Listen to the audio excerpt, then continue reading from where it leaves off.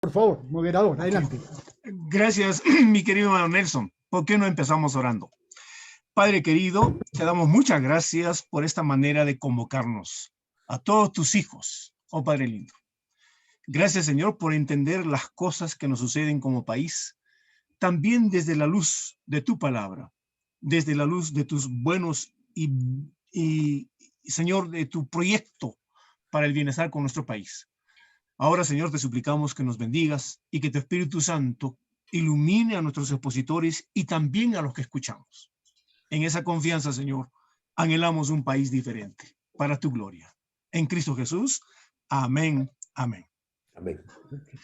Es una alegría tremenda, de veras, estar en esta mañana y continuar con nuestras sesiones, con nuestras conferencias.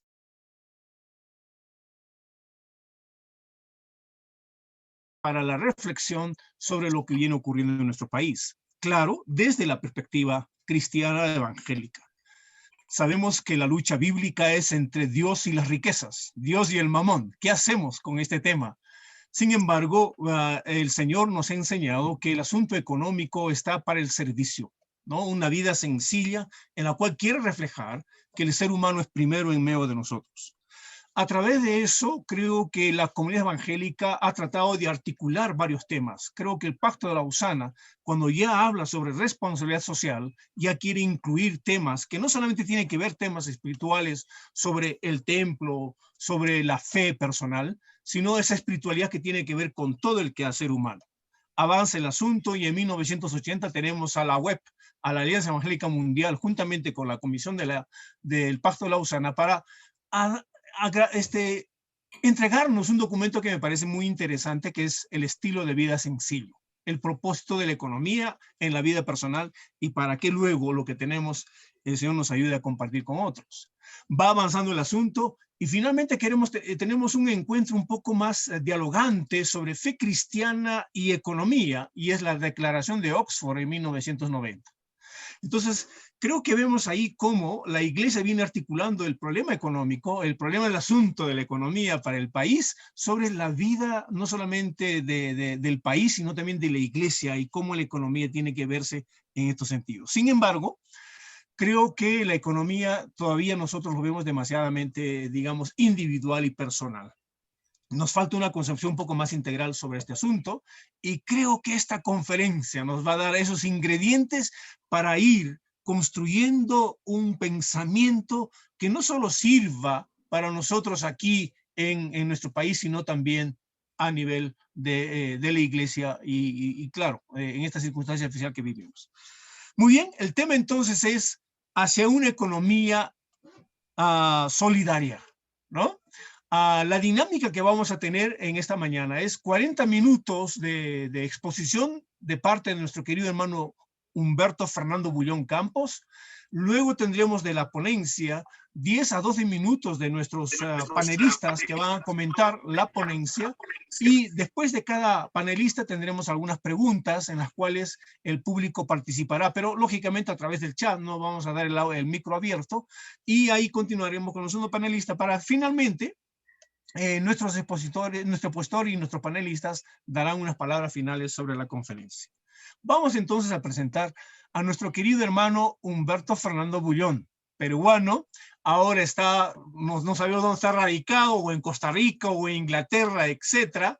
Pero como ya en la introducción nuestro querido hermano Nelson manifestó, nuestro hermano Humberto fue concejal de la provincia ahí en Huaylas, en Huaraz. Miren, desde joven ya tenía esas inquietudes de ver cómo podríamos buscar el bienestar de la gente necesitada, ese país un poco alejado y olvidado, ¿no es cierto?, que es las comunidades andinas. Así que desde ahí ya tenemos a nuestro querido hermano Humberto esa preocupación, que luego lo ha llevado a articular un poco mejor, ¿no es cierto?, sobre ese rol. De ahí que tenemos ya los varios doctorados que él ha realizado. Y como quien dice, o como quien diría, no hay nada mejor que una buena teoría, no hay nada más práctico que una buena teoría. Creo que nuestro hermano Humberto en ese proceso ha escrito muchos libros, y entre ellos sobre la economía, desde una visión holística en la cual ya nada que haga el ser humano escapa a la fe cristiana. No más presentaciones, nosotros podemos buscar en la página web de nuestro querido hermano Humberto y gozar de lo que él tiene para nosotros. Querido hermano Humberto, bienvenido a este colectivo y expectantes con la conferencia que usted nos va a dar. Tiene 40 minutos de exposición. Querido hermano Humberto, bienvenido. Bueno, muchas gracias por la presentación. Realmente un gozo, un privilegio encontrarme con muchos amigos por esta vía, ¿no? Tal vez en primer lugar parece que había una foto, algunos dirían muy joven, ¿no? Era un poco al inicio de la pandemia. Y entonces detrás del barbijo creció esta barba, ¿no? Bueno, que ha estado en diferentes periodos, pero por si acaso por la diferencia entre el aviso y la persona. También el Humberto y Fernando, yo creo que todos me conocen más por Humberto, bueno, ya son cuestiones un poco de decisiones internas, místicas, pero tengo dos nombres, ¿no? Entonces hay que usar los dos nombres en algún momento de la vida. Ha coincidido que ese Humberto es más el ingeniero, el que estaba en el trabajo de campo, caminando por las montañas, y este Fernando es un poquito más de la vida académica que me ha correspondido al salir, ¿no? Un poco la concentración en ello. No digo más porque ustedes ven que el Fernando sale en las publicaciones y el Humberto es del diálogo y la vida cotidiana. Bueno, tal vez mi exposición ahora va a ser, yo diría, un poco de tipo general, en el sentido de cómo juntar esta perspectiva más desde lo bíblico y luego entrar a lo específico, lo económico, ¿no? Y tal vez en el diálogo podemos ir a cosas un poquito y del amigo Abel, ¿no? Que pues tanto pueden aportar en su propio campo de especialidad y de su propia experiencia. Para mí, diríamos, los últimos, yo he estado más en cómo hacer este puente a veces entre lo teológico y toda esta problemática, todo este desafío del desarrollo, ¿no? Y si bien la pastoral social que estuve envuelto era más justo, pues, en la práctica y las manos en la acción, esta vez así un poco estar promoviendo la pastoral social vía la docencia, ¿no? Vía la docencia en centros teológicos y al calor de ello ir escribiendo, publicando algunas cosas que ustedes conocen. A lo mejor si puedo tratar de compartir una pantalla, ¿puedo? ¿Está habilitado? Sí, querido hermano Humberto, está habilitado. Bien, entonces voy a tratar de ver para guiarme un poco. A ver, yo creo que estamos acá. Ay, ay, ay. Yo creo que aparecí en un campo un poquito... Ahora sí. Ya bueno, lo estamos viendo. Perfecto. Estamos bien, ¿no? Muy bien. Tal vez algo que estuvo comentando allí Alejandro al principio, y leo acá un párrafo de un texto que había escrito referente al tema. Decía, es difícil separar lo que las escrituras dicen normativamente acerca de la vital esfera económica vinculada directamente a la sustentación humana de los valores y ética que Dios ha establecido para el conjunto de la vida humana. Si desde una perspectiva cristiana la actividad económica y particularmente los negocios son considerados en forma autónoma como una actividad con sus propias leyes de funcionamiento, en contradicción con los valores de ese reino de Dios, no se está actuando de manera coherente. Yo digo, estoy diciéndolo a los cristianos, no estamos actuando de manera coherente. Y deberíamos estar preocupados sobre ese forzamiento a tener un apoyo bíblico para el pensamiento, las prácticas y el estilo de vida de la estereotipada civilización occidental y cristiana. Es más, es lamentable que el neoliberalismo rampante que impera coincida mayoritariamente con las economías hegemónicas de los países protestantes del norte. Por ello, se hace muy urgente la tarea de clarificación respecto a lo que es una óptica cristiana en esta fundamental esfera de la economía, asumiendo... Por favor, Humberto, active su micrófono, hermano Humberto. Vamos a suplicar a nuestros participantes cuando ingresen con el micrófono apagado. Les suplicamos bastante. Por favor. Hermano Humberto, active su micrófono, por favor.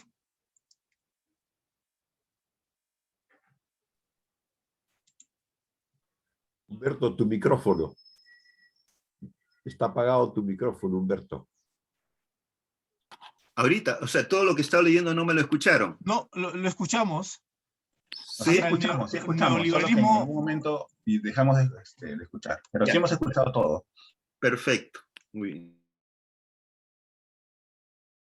Es muy urgente la tarea de clarificación respecto a lo que es una óptica cristiana en esta fundamental esfera de la economía, asumiendo un compromiso radical por alternativas de cambio verdaderamente sustentadas en criterios y valores escriturales. Yo creo que eso es un dado para todos nosotros. Yo les pongo acá una primera gráfica.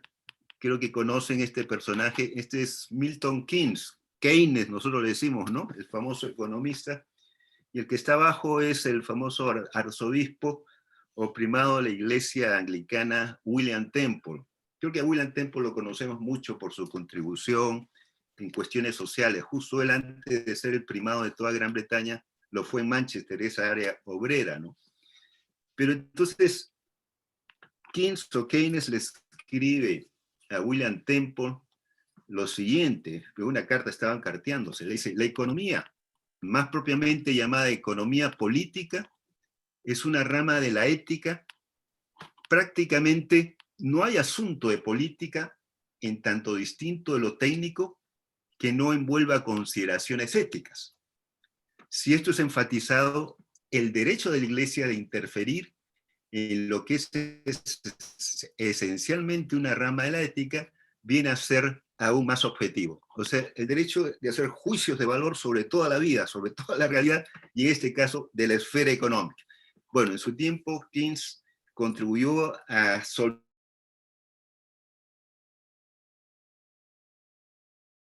el instrumento y había que tener algo de intervencionismo, ¿no es cierto?, desde el Estado, desde lo público, porque el pandemonio se había armado, ¿no es cierto?, desde ese mercado libre.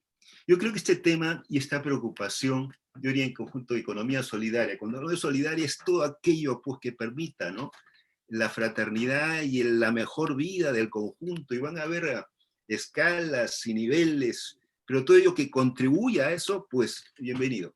Aquí es otro personaje que lo conocen, es Joseph Stiglitz, premio Nobel, ¿no?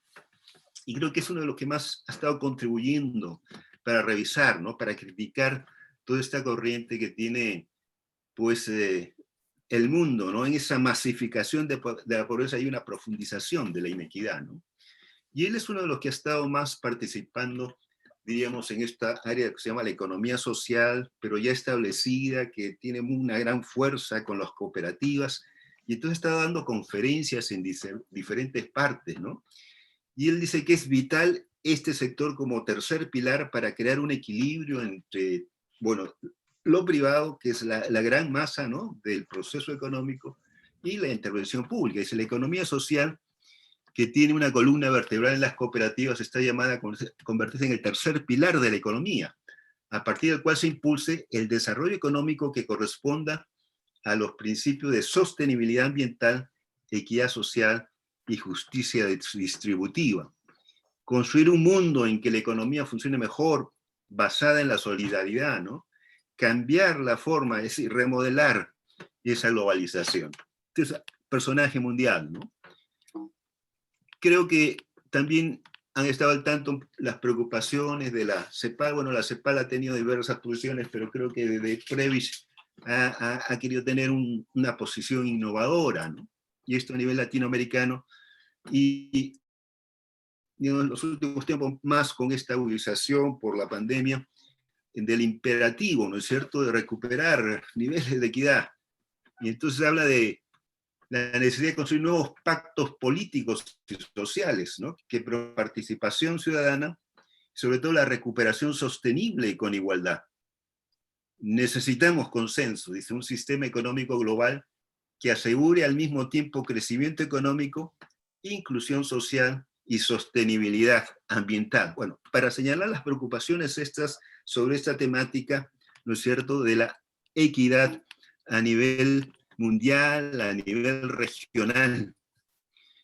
Bueno, yo quiero hacer un esquema muy rápido acá, por una nueva economía, fundamentos bíblicos, para luego pasar directamente a la parte técnica de la economía solidaria. No sabía qué hacer, pero bueno, yo quería comenzar rápidamente con eso, ¿no? Es necesario tener una visión sistémica, me parece, ¿no? Digamos, del conjunto de la vida humana desde la cosmovisión bíblica, y entonces ahí ubicar los diversos sectores, y en este caso la economía. Pensar sistémicamente, porque nos preocupa influir en el cuerpo de la sociedad, todos los ámbitos, la economía, ¿no? Y eso, como es economía política y la vida social es integral, nos debe llevar de manera natural a revisar las teorías políticas y sociales del desarrollo. Teorías políticas, teorías del desarrollo. Es decir, no podemos dejar de ubicar los procesos en una visión de conjunto. ¿Qué modelo? ¿Qué teoría está, no? Bueno, nosotros, desde la visión del reino, ¿no es cierto?, nos preocupa todos los ámbitos de la vida, y hay un apunte, diríamos, ¿no es cierto?, a esa visión, el escatón, ¿no es cierto?, los cielos nuevos y la tierra nueva, que deben operar como motor para cambiar la historia humana, si bien están, ¿no es cierto?, descrito una serie de valores a lo largo del proceso de la historia del pueblo de Dios. Sí, necesitamos una visión integral, una cosmovisión que comprenda la antropología, ¿no es cierto?, bíblica, la cosmología, comenzando ahí, ¿no?, la historia de la salvación, de ahí armar, digamos, nuestro esquema teológico, ético, clave, ¿no es cierto?, la eclesiología, la misiología y la conexión con el futuro, ¿no es cierto?, que nos lo orienta la escatología. Tal vez es esto, tal vez lo hemos revisado mucho. Yo me inspiro más en John Stott, eso que habla ahí en su libro de ética. Tenemos que ubicar cuáles son las columnas de la escritura, porque a veces estamos desubicados a estas fragmentaciones, ¿no? Esta dicotomía se da por no tener una visión de conjunto. Abajo tenemos, digamos, la narrativa bíblica desde la creación, la caída, el pueblo de la etapa de Israel, la encarnación de Cristo, la iglesia, ¿no es cierto?, y hasta la parusía con el juicio final y la nueva creación, ¿no es cierto? Pero bueno, el reino de Dios, usando la historia. Elaboramos la teología hasta arriba, ¿no es cierto? Cosmología, antropología, caída humana, soteriología, que comienza muy temprano, cristología, ¿no? Bueno, cada parte hasta la escatología, ¿no? Y como, pues no son cuestiones abstractas, sino esa teología es para vivir la vida, la dimensión ética es clave, ¿no es cierto? Y por ahí iría eso valórico, normativo, que nosotros en conjunto le llamamos valores del reino, pero que comienza con el mandato cultural, y bueno, después tenemos toda la parte normativa, la síntesis de esa normativa con el gran...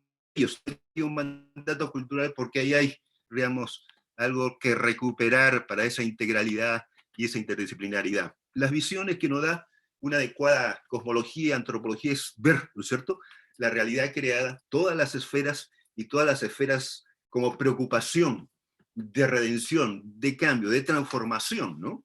Y ese ser humano que es integral, físico, ser social, cultural, espiritual y ético, y cómo opera, ¿no es cierto?, lo ideológico, las estructuras sociales, la realidad física concreta donde estamos asentados. Bueno, hay una visión que la escritura la da.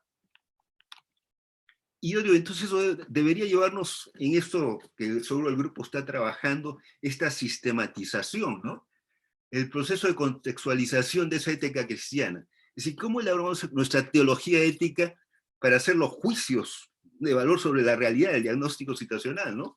Y eso, bueno, transitando por la visión que tenemos de esa nueva humanidad, la iglesia, ¿no?, ese reino que debe operar, pero cómo la iglesia, al proyectarse, diríamos, a la realidad, debe tener claridad, ¿no es cierto?, ¿Qué colige más con su eclesiología, su misiología en términos de modelos societales? Y nos obliga, diríamos, ¿no?, a revisar las doctrinas y teorías políticas. Bueno, por ello pongo la economía social que vamos a tratar, ¿no?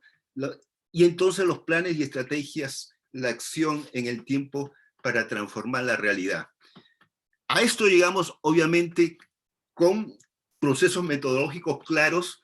Yo a la izquierda colocaba ahí un poco, conocen que soy wesleyano y jalo, pero creo que es de todos, un poquito cómo manejamos orgánicamente para enfrentar los problemas y orientarnos a la resolución, ¿no? La escritura, base, la tradición, la razón y la experiencia, ¿no? La escritura, necesitamos conocerla, necesitamos interpretarla propiamente, son las exigencias, ¿no?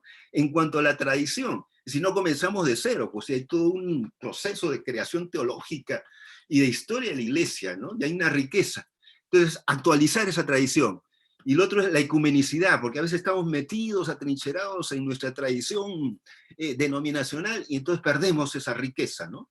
Y en cuanto a la razón, sí, se necesita lógica, es decir, no está razonando, pero el uso de la razón cristalizada, que son el conjunto de disciplinas, ¿no?, en ese mandato cultural que nos encargó el Señor, se ha creado el conocimiento. Y según sean los problemas, usamos escritura, usamos pensamiento teológico, pero usamos las disciplinas correspondientes a las problemáticas. Si es de economía, tenemos que usar, ¿no es cierto?, ello. Y la experiencia, que es personal, y ojalá fuera social, la comprensión de esa realidad por la inserción, ¿no es cierto?, problemas.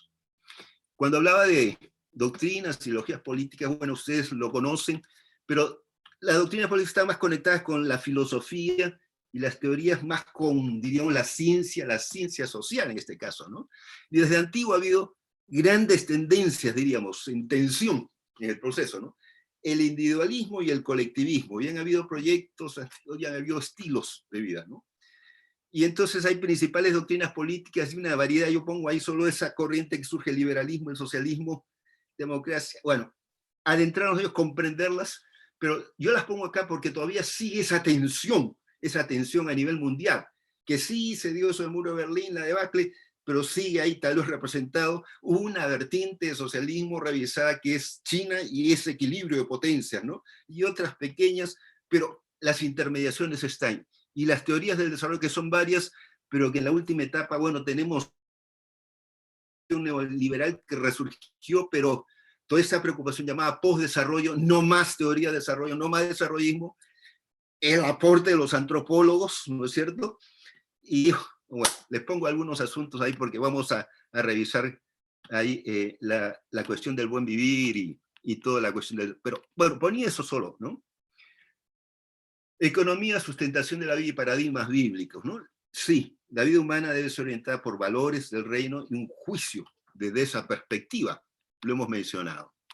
Cristo, paradigma, hay un diseño básico, de la gracia que recorre toda la escritura y los valores y virtudes del reino, ¿no?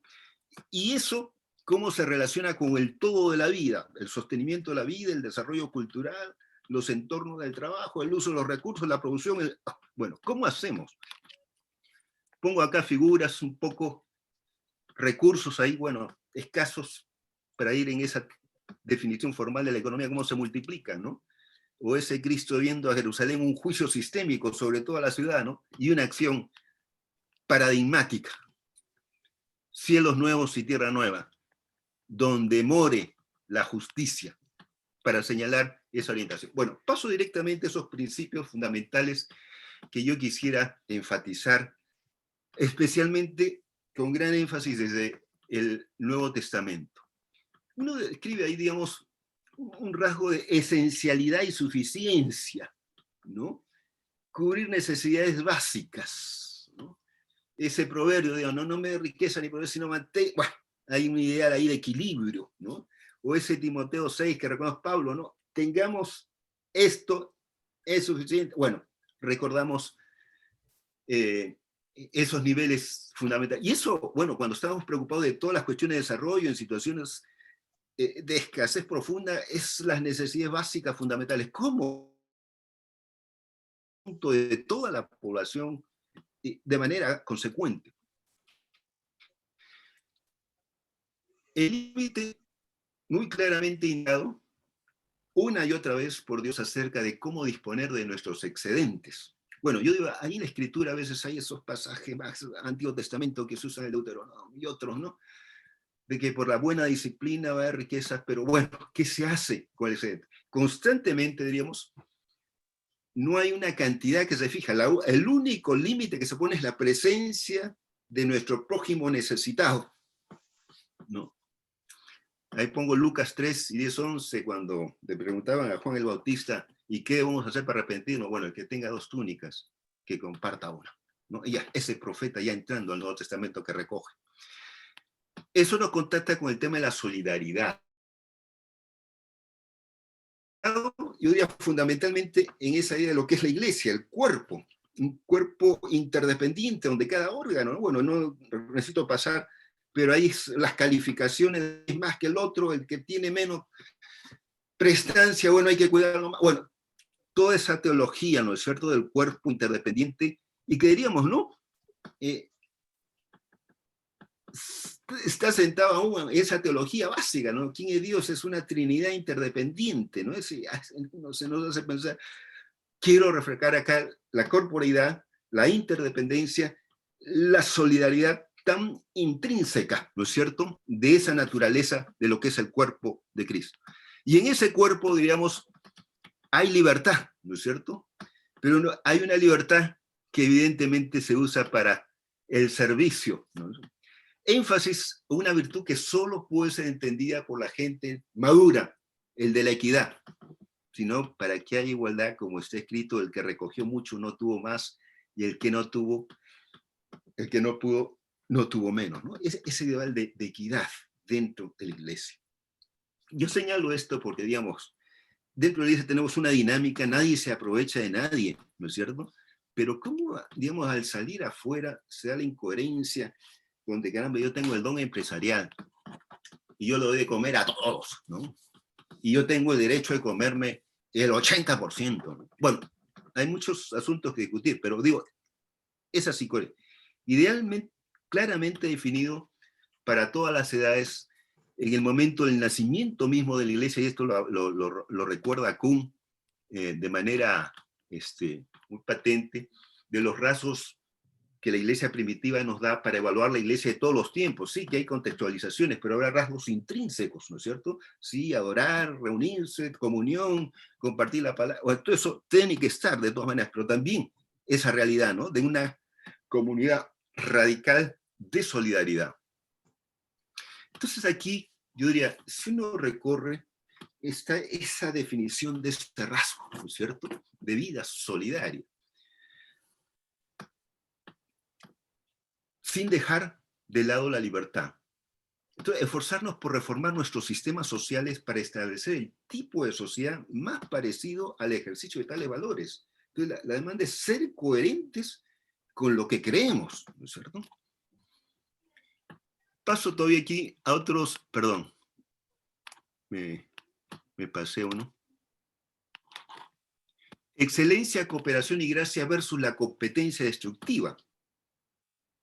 El cuerpo de Cristo, la comunidad del Espíritu, un ente de miembros interdependientes, opera el principio carismático diacónico, diversidad de dones, justificados solo en el servicio, recibidos por gracia. El cuerpo de Cristo y el cuerpo social inspirado, más que competencia y competitividad, lo que se debe destacar son mutuo servicio, la cooperación y ejerciendo la gracia con los más débiles o los menos hábiles. Serie de escrituras, ¿no? La excelencia y la creatividad como aspectos motores del progreso humano deben ser abrazados bajo los valores abarcadores del amor, la gracia y el servicio, no a la meritocracia, a la competencia salvaje, a menudo destructiva, propia del entorno económico que nos rodea. Vida interna de la iglesia, exterioridad, ¿qué pasa? ¿No? El mayor conocimiento debe reflejarse en relación con el servicio del amor, 1 Corintios, si tuviera lenguas, ¿no? Ya, en vista de la solución de las necesidades humanas. Pero ¿qué es lo que pasa a veces la contradicción, ¿no? El conocimiento es una mercancía que hay que venderla, ¿no es cierto? Y está toda esa escala de patentes, igual, no sé, ¿no?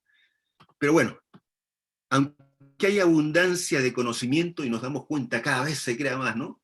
Problemas básicos persisten, hambre, guerra, es decir, como que a veces el conocimiento se usa para destruir al prójimo, ¿no? Utilizar la excelencia del conocimiento para la creatividad y competitividad dentro de los principios reguladores de solidaridad y la esencialmente. Una economía regulada por la recomendación paulina de esencialidad, rechazando ese vivir en abundancia, utilizando todos los recursos de la creación de nuestra generación, la sustentabilidad, ¿no? Bueno, entonces, conclusiones: necesidad de luchar por una renovación ética y transformación del actual y dominante sistema económico. O sea, eso, ¿no es cierto?, que decía Keynes a Temple. Hay derecho de emitir un juicio. Yo creo que lo venimos haciendo buen tiempo, ¿no? Empresas y negocios solidarios como prioridad, ¿no? Más que proyectos individualistas. Y aquí digo algo, miren, yo he estado, a veces participé, y creo que Tito debe saber, en cosas de Lausana, y estuve en un grupo que se llama Business as Mission, o sea, negocios como misión, y hay toda una línea, ¿no?, de cómo generar, pues, negocios y riqueza en zonas pobres, pero toda esta línea, ¿no? Pero llegó un momento en que en los diálogos, esa línea de la vida individual y toda esta corriente de economía, no socialista, ¿no?, sino solidaria, y una serie de proyectos y fuentes, nada, bueno, dije, acá hay algo, está ese cautiverio cultural, ¿no?, que a pesar de estar en las cosas cristianas y en movimientos progresistas, hay imposibilidad, ¿no es cierto?, de entrar en esa visión solidaria, de esencialidad, de cooperación y la gracia, homo económicos solidarios, ¿no? Promover la creatividad, la cooperación y la excelencia, pero reguladas por principios estos, y rechazar la competencia no sujeta a criterios bíblicos. Bueno, yo ponía acá a veces el camino para estos esfuerzos de coherencia. Al final, ¿cómo luchamos contra toda esa realidad, ¿no? Yo decía, ir contra la cultura dominante, ¿no? Es entre vosotros no será así, y es el camino de la cruz, lo sabemos, ¿no? Es el reino al revés, ¿no? Lo sabemos, ¿no?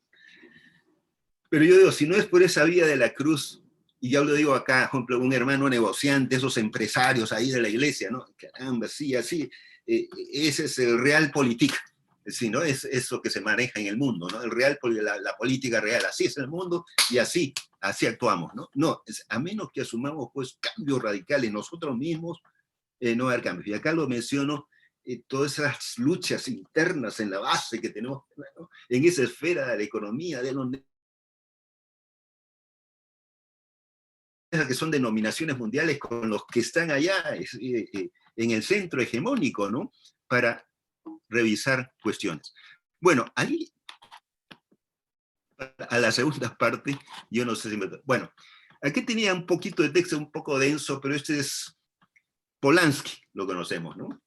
Austrohúngaro de trasfondo judío, que critica el solipsismo económico, ¿no? Es decir, esa economía de mercado dominante, y él dice, no ha sido la única y constante, y él tiene una aproximación más sociológica, más antropológica. Dice, las acciones humanas históricamente han sido siempre guiadas por relaciones culturales y estructurales. Entonces sí, ha habido diferentes formas de funcionar, de sostener la vida, y si ha habido mercado, ha habido diferentes formas también muy, ¿no?, distantes del actual, no sé cómo se nos presenta el mercado. Y él va a hablar entonces de una economía sustantiva versus la economía formal. La economía actual, que bueno, proceso de economizar recursos escasos y maximizar la utilidad, bueno, versus una economía sustantiva, es decir, cómo los pueblos han interactuado entre ellos y con la naturaleza para proveer las condiciones materiales que permitan satisfacer las necesidades de todos sus miembros, ¿no? Y entonces él ve principios, eso, reciprocidad, redistribución, administración doméstica e intercambio, al menos ha habido siempre esos principios, y el predominio de uno u otro ha dependido de los ideales, de la visión cultural de ese grupo, ¿no?, diversas y propias de cada sociedad y de cada tiempo. Lo mismo, cito otro antropólogo, Marcel Mauss, y ese famoso essai sur le don, o sea, el ensayo sobre el don, ¿no es cierto?, y cómo al analizar hay toda una forma de vivir que se da con ese don libre, ¿no es cierto?, material que se ofrece, o de tiempo, ¿no? Y al final dice, no hay un modo único de organización de la economía, que sea la expresión del orden natural, ¿no es cierto?, de las cosas, sino que hay construcciones sociales y políticas plurales, diversas, ¿no? Hay necesidad de una economía plural y democratizar la economía, ¿no? Por esa base histórica. Y aquí hay un Laville, otro francés, o sea, de la escuela francesa esta, que va a tomar. Así, la economía no se limita a la economía formal actual, la economía es plural, existen otros modos de hacer economía, tal es el caso de la economía social y solidaria. Hay corrientes, hay mucha información, especialmente en estos últimos 20 años, que se ha ido pasando después de esa Guerra Fría, donde era pues la confrontación de los núcleos duros, ¿no?, socialismo con las vertientes que representaba la Rusia. China todavía parece que no había entrado, y bueno, entró en pleno a la escena mundial, ¿no? Ese mundo occidental con sus centros hegemónicos.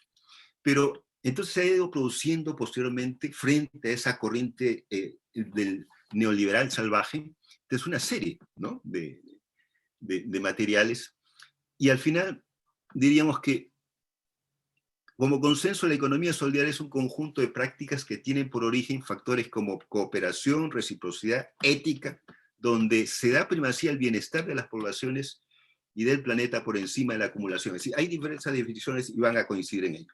Y hay como dos posicionamientos, ¿no?, y tres escuelas. Hay una posición que postula a la economía social y solidaria como crítica del sistema capitalista actual y con intención de transformar la sociedad. Y ahí se ubican más las escuelas francesas y la latinoamericana. Y una economía solidaria como acción social de un tercer sector, algo que decía, ¿no es cierto?, Stiglitz, cuyas estrategias son el alivio de la pobreza, asociadas a políticas sociales y focalizadas y existenciales, que es la escuela anglosajona. ¿Por dónde se ubicaría?, ¿no? Miren, acá yo les hablaba antes de las teorías, y acá hay un esquema. Por ejemplo, la corriente individualista a la izquierda, el colectivismo, ¿no?, que la una afirma libertad, el valor del individuo, el otro la solidaridad, la equidad, el valor de la comunidad. Entonces devienen el liberalismo y socialismo, y ahí ha ido derivaciones. Este es el liberalismo social, ¿no es cierto?, renovador frente a los absolutismos, pero de repente se asocia a la economía, y viene el liberalismo económico que desemboca en capitalismo, y bueno, con todas las críticas ha habido reformas, la economía social de mercado. Y por el otro lado, ¿no es cierto?, teníamos el socialismo utópico, que bueno, superado por el socialismo científico, marxista, se deriva en el revolucionario, y está el reformista con Bernstein, el otro revolucionario comienza con Lenin, ¿no? Y bueno, y están las partes intermedias. Bueno, esto de democracia desde antiguo, y todos hablan de democracia, y están lo del lado de izquierda, democracia liberal, y los otros hablan de democracia popular. Pero en sí, las corrientes, ¿no es cierto?, más intermedias han sido la socialdemocracia, el cristianismo ha sido el socialcristianismo, hay nacionalismo diverso, todos hablan de nacionalismo, pero hay de derecha y de izquierda, ¿no? Y abajo tenemos, por ejemplo, las teorías del desarrollo, ¿no? La teoría modernista, totalmente a la izquierda, ¿no? Esta que apareció con la cepa del estructuralismo, el desarrollo sostenible, pues se junta un poco al centro, y más hacia la izquierda siempre estuvo el marxismo y la teoría de la dependencia, que buscaba, ¿no?, ciertas reformas. Entonces, en esas críticas un poco intermedias y tirando para la izquierda, hasta ese post-desarrollo, donde está toda esa corriente cultural, hay estilos de vida diferentes de las culturas, ¿no?, y hay formas de llevar a satisfacerse, realizarse, y está toda esta corriente del buen vivir que ha surgido mucho en América Latina. Pero la economía social y solidaria tendría un poco centro-izquierda, diríamos, ¿no?, si queremos ubicarla allí. Entonces, el concepto de economía solidaria, dice, es una economía que combina y equilibra lógicas de acumulación, redistribución y reciprocidad, expresadas en un mercado democráticamente regulado, una reasignación equitativa de los recursos, afirmación de práctica de mutualidad, siendo plural en sus modalidades. Sí, bueno, aquí como se trata de, bueno, reconocer que hay pues una economía objetiva, pero cómo comenzar, ¿no?, a ir marcando, ir permitiendo que haya más crecimiento de todo este sector, ¿no es cierto?, de tal manera de equilibrar, ¿no es cierto?, los procesos económicos. La gente tiene un rol activo en el curso de todas las dimensiones de la vida, es una visión más global, ¿no? Y entonces ahí se incluye lo económico, económica, social, en lo económico en todas las facetas, producción, finanzas, distribución, intercambio, riquezas. Aquí está la visión un poquito latinoamericana, ¿no? Anhela transformar el sistema social y económico, ¿no? Y en sectores públicos y privados. No se trata solo de reducir la pobreza, sino de superar las inequidades, buscar una transformación social, eliminar las raíces estructurales de la inequidad y hacia una sociedad y cultura solidarias. Esta definición es de esta red intercontinental de promoción de la economía social solidaria, RIPES. Tal vez si ustedes están interesados, contacten, encuentren ahí, van a encontrar la cantidad de información y contactos a nivel mundial de esto para estar impulsando esta economía solidaria. Hay valores, ¿no es cierto?, que están adscritos: humanismo, solidaridad, equidad, democracia, inclusividad, diversidad y pluralismo, desarrollo sustentable, como ya, ¿no?, asumidos por toda esta corriente de economía. Aquí hay un esquema, miren, ¿no? Luego aquí que lo provee RIPES, de la economía social solidaria, y ustedes pueden ver ahí principios arriba, ¿no? Solidaridad, equidad, democracia, valores, y luego las diversas, ¿no?, esferas ahí del funcionamiento de la economía, el área de las finanzas, el capital, y entonces habla de bancas de ahorro y crédito, ¿no? Préstamos entre pares, fundación de préstamos y cooperativas en la parte de la producción, cooperativas de trabajo, economía del cuidado, cooperaciones de productores, diversos entes, ¿no?, en la distribución, el intercambio, en el consumo, el uso, la gobernanza, es decir, todos de una u otra manera buscando encontrar modelos solidarios, y hay modelos nuevos, innovadores, que se van integrando, que vamos a verlos un poquito más adelante, ¿no? Es un poco el ecosistema. Aquí tenemos prácticas, actores y sectores, ¿no? Por ejemplo, en todo esto de autogestión y propiedad colectiva, pues hay cooperativas de trabajadores, de productores, de consumidores de crédito y de alojamiento, empresas sociales, gobernanza participativa en los bienes, por ejemplo, gestión del agua o de cualquier otro recurso, ¿no? Se integran intercambios no monetarizados, el trabajo es respetado y valorado, ocupa un lugar central, sea o no remunerado. Movimientos sociales se incorporan, ¿no?, que están vinculados a todos estos, ¿no es cierto?, de luchar contra una sociedad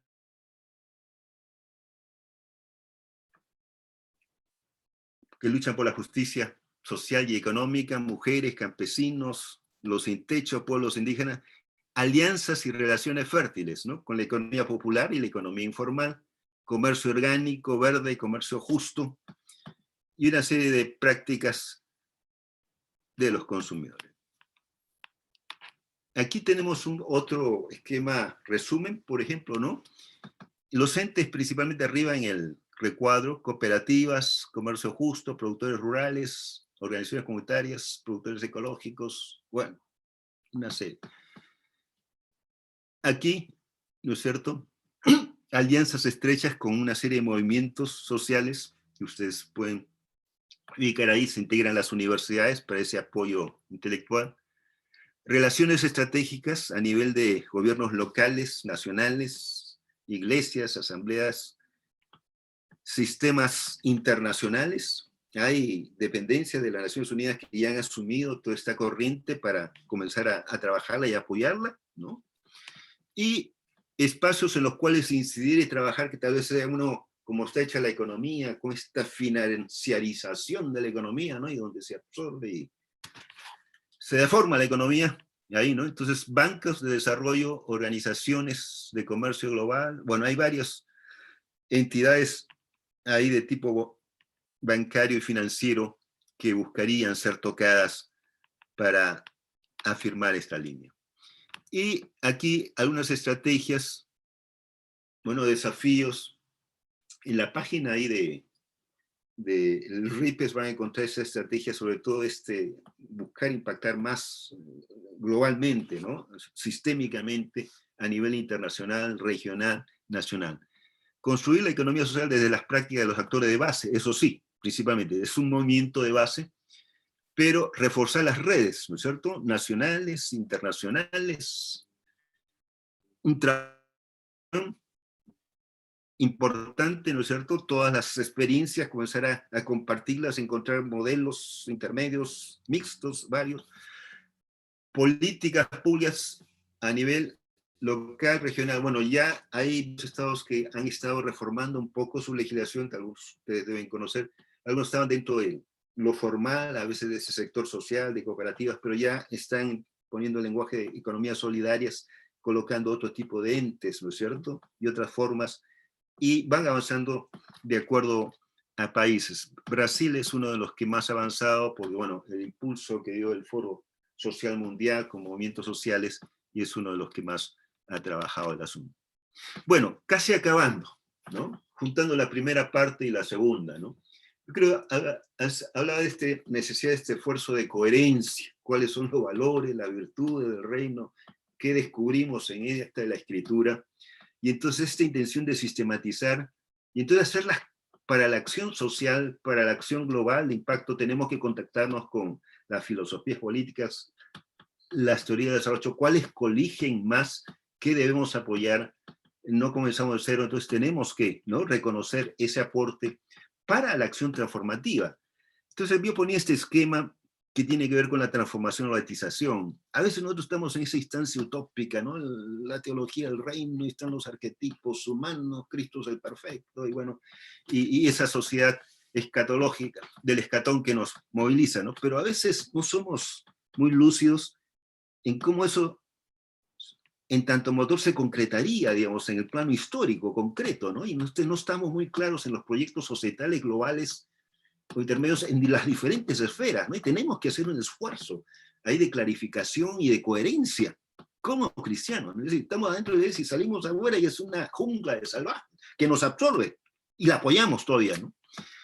Y entonces todo lo estratégico y de transformación.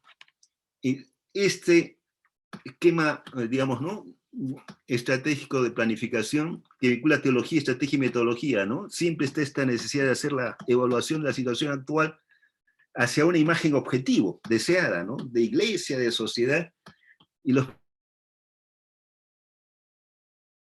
¿no?, hacer planes concretos, estratégicos, de corto, mediano, largo plazo. Bueno, ahí los protestantes estamos un poco más con esa desunión y esa fragmentación, realmente tiene diversos canales que hace difícil, hay desafíos ahí en ese plano.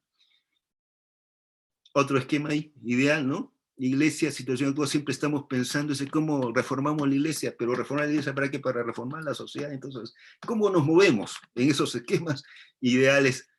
A ver, bueno, ahí se acabó. Perdón, disculpen, no sé si me pasé, ya estoy 40 minutos 50, ¿no? Muchas gracias, ¿no? Hasta allí. Hermano Humberto, qué preciosa exposición, de veras. Usted nos ha dejado tremendamente un desafío para seguir estudiando, ¿no? Para seguir precisando lo que como iglesia deberíamos pensar sobre nuestro país. Antes de que participe nuestro amigo, nuestro hermano Abel García, decía el rector de la Universidad de la UNI, porque Abelito es egresado de la universidad, decía que no hay nada más práctico que una buena teoría. Y lo que hemos recibido en esta mañana definitivamente son ingredientes tremendos de cómo la iglesia podría involucrarse un poco mejor sobre el quehacer de la vida nacional. Gracias, hermano Humberto. Yo sé que esto va a despertar muchas preguntas, así que vamos a pedir a Abelito, nuestro querido hermano Abel García. Él es profesor universitario también ahí en la UNI. Está muy vinculado al quehacer también de ese criterio financista de los bancos. Él conoce mucho de eso también. En el lado oscuro estoy. En el lado oscuro, decía. y ahora que hemos visto esa tremenda exposición, uno podía ver realmente cómo la economía del país está siendo manejada, ¿eh? Y qué tremendos desafíos tenemos. Y como nuestro hermano Humberto ha mencionado, creo que ya otros países están incluyendo esta economía social solidaria como parte de su política gubernamental. Abelito, no más presentaciones y muchas gracias por estar con nosotros. Tiene 10 minutos hasta 2 minutos. Gracias, Alejandro. Fernando, un gusto. Muy buena exposición. Yo, bueno, soy gerente de riesgos en una FP. Mi vida profesional son los riesgos financieros. He estado en un banco, en BBVA, por también 14 años, así que estoy en el lado oscuro, como te decía un poco en broma, y bueno, como profesor de riesgos financieros en la UNI y en UPC también, digamos, tengo una vida académica ya de más de 10 años. Pero bueno, también tengo mi vena teológica, he estudiado en SEMA, Tito, pues, ha sido mi mentor y maestro, ¿no? También, entonces, y también los temas, digamos, esa tesis inconclusa que Tito conoce, se basa bastante en cosas que ha puesto aquí Fernando, ¿no? De hecho, para mí es una inquietud ese puente, ¿no? Del que Fernando hablaba muy bien. Yo quiero poner algunos puntos, la exposición estuvo excelente, ¿no? Y eso sí me ha parecido muy buena. Quiero poner solo algunos puntos sobre la mesa, a manera de complemento, ¿no? O pregunta tal vez, ¿no?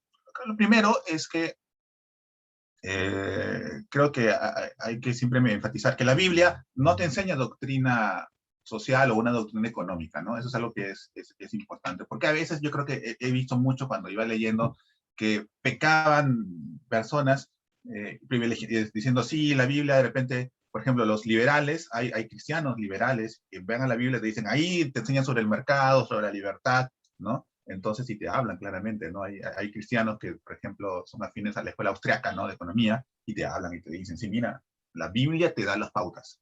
Entonces, uno lo ve con recelo, ¿no? Ahora, del otro extremo tampoco, ¿no? Hay también cristianos así de corte marxista y te dicen, ¿no? La Biblia es marxista o te saca los principios. Entonces, pero no, al final, a la Biblia hay que ubicarla. Fue escrita hace 2000 años, 2500 años, entonces no existían esas doctrinas. Entonces, no te da una enseñanza de cómo hacer economía, ¿no? A mí me gustó mucho la frase que citó Fernando respecto a Mauss, ¿no? Que te dice, oye, no hay un orden único, y es verdad, ¿no?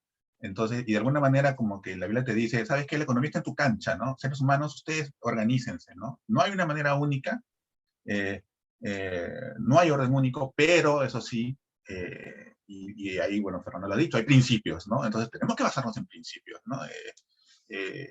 Y en ese análisis de los principios es que creo que sí está, digamos, el gran puente, ¿no? Entonces, por ejemplo, hay un principio que siempre se enseña, y creo que es fundamental, ¿no?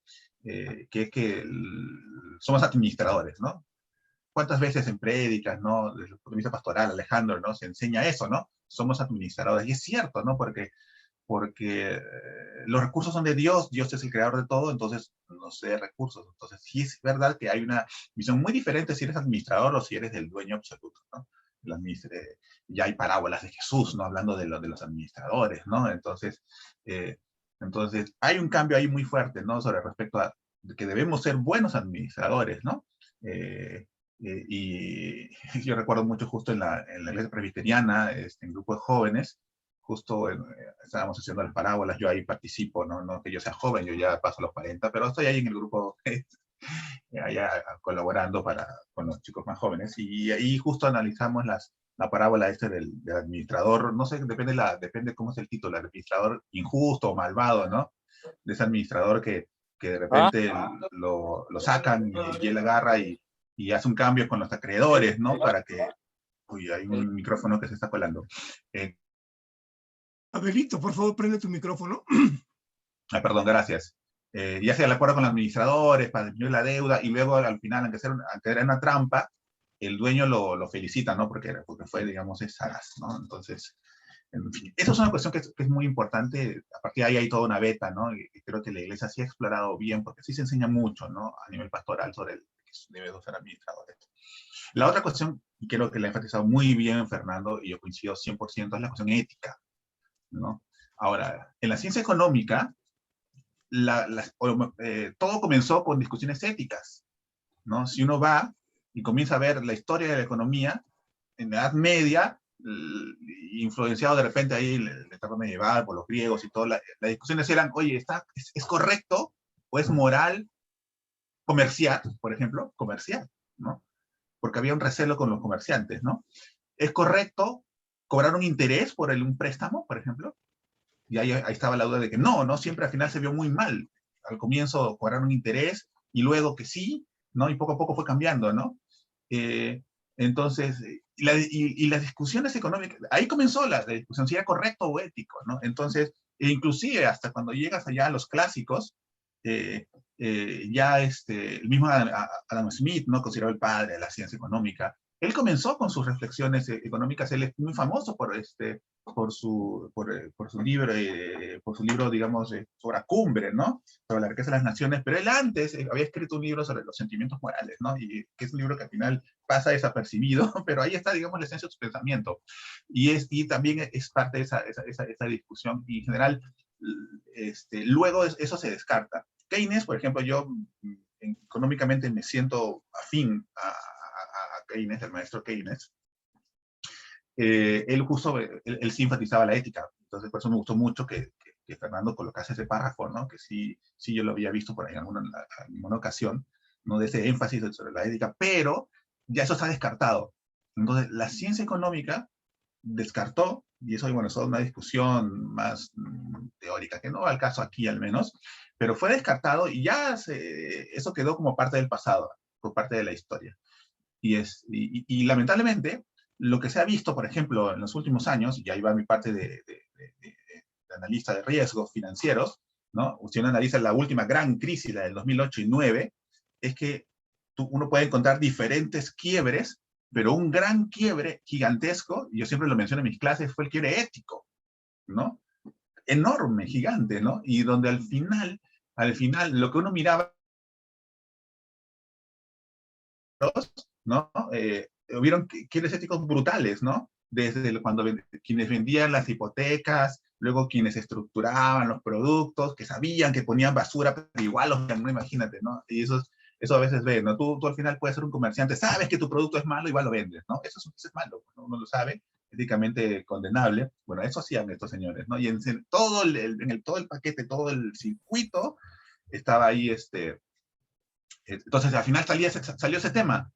Pero al final, sí, entonces, y en general se habla así, la ética, o sea, se habla así, hagamos códigos de ética, no firmemos códigos de ética, hasta ahí nada más llegan, pero en realidad la reflexión debe ser más profunda, ¿no? O sea, debe ir hacia el mismo núcleo, digamos, de la ciencia, y eso es un tema que en realidad no se quiere discutir demasiado, porque de hecho los teóricos de la economía preponderante, digámoslo así, saben de que tendrían que hacer reformas grandes, ¿no? Entonces, eso, por ejemplo, yo creo que también, ahora, no olvidar también los principios también muy cristianos, que todos creo que acá si somos cristianos estamos de acuerdo, ¿no? La libertad es importante, ¿no? Dios nos creó libres, entonces ahí de repente hay algo de tensión, pero también la comunión y el servicio. Tú, Alejandro, creo que mencionabas sobre el servicio al comienzo en la presentación, y es cierto, ¿no? Entonces, y creo que de alguna forma lo que Fernando ha ido presentando también habla de eso, ¿no? Porque la solidaridad, la visión del otro, la comunión, en esencia la comunidad, ¿no? Y porque como cristianos aceptamos muy fácilmente la idea de la comunidad. Somos una comunidad, ¿cierto? Todos los no la aceptamos tanto, ¿no? Afuera, ya la discusión, digamos, teórica, es que ya es malo lo comunitario. Ahí, digamos, los liberales y neoliberales han ganado esa batalla, ¿no? Y muchísima gente, y eso lo ves en redes, cuando ya insinúas algo comunitario, lo ven mal, pésimo, ¿no? Ah, si eres rojo, eres comunista, eres caviar, lo que sea, ¿no?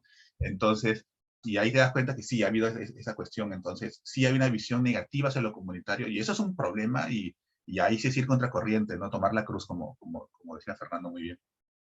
Yo creo que ese es el énfasis que debemos tener. Para mí siempre cuando yo estaba ahí trabajando en esta vieja tesis de SEMA con Tito, para pensar un poco sobre principios, ¿no? Porque, como les decía, no es que la Biblia te enseñe cómo debes hacer la economía, hay diferentes maneras distintas, ¿no? Entonces, en la manera que escojas, hay que seguir los principios. Siempre, yo creo que por ahí va siempre mi perspectiva bíblica, ¿no? Tú escoges una manera, ustedes son inteligentes, organícense, pero en la manera que escojas, usa los principios, ¿no? Entonces, a mí siempre un principio que me gusta, que siempre me llamó muchísimo la atención, fue el del jubileo, ¿no? Por ejemplo, el del Antiguo Testamento. Siempre a mí, desde la primera vez que lo conocí, para mí fue un tema como que, ¿qué es esto, no? Siempre fue impactante.